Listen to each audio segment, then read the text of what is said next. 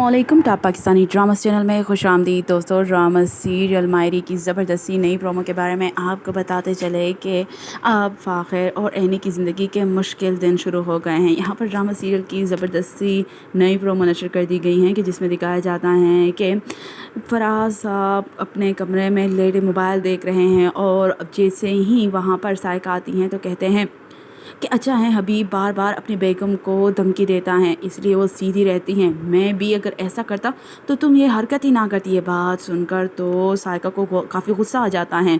फराज साहब ये आप किस तरह की बातें कर रहे हैं, आप कुछ होश में हैं? वो कागजात पर आप नाजायज़ कब्ज़ा कर रहे थे। तो इस बात पर तो फराज साहब को और आग लग जाती है। अच्छा होता हम वो घर ये घर हमारा हो जाता, लेकिन साइका इतनी आसानी से अपने भाइयों का घर तो फराज के हवाले करने वाली हैं नहीं। यहाँ पर आपको बताएं कि इन्हें अपनी अम्मी के कमरे में आती हैं, कमरे की सफाई कर रही होती हैं तो उसकी आंखों में आंसू आ जाते हैं। उसे अपनी अम्मी की बहुत याद आ जाती हैं।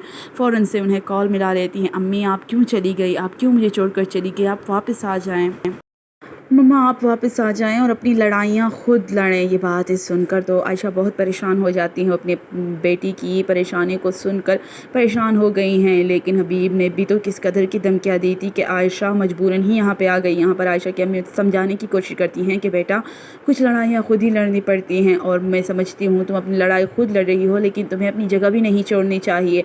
आपको बताएं कि यहाँ पर आयशा को कुछ भी समझ में नहीं आ रहा, वो क्या करे। वो एनी की बातें सुनकर मज़ीद परेशान हो गई हैं, दिल खून के आंसू रो रहा है। अपनी बेटी के कहने पर बिलाखिर वो यहाँ से जाने का इरादा कर लेती हैं।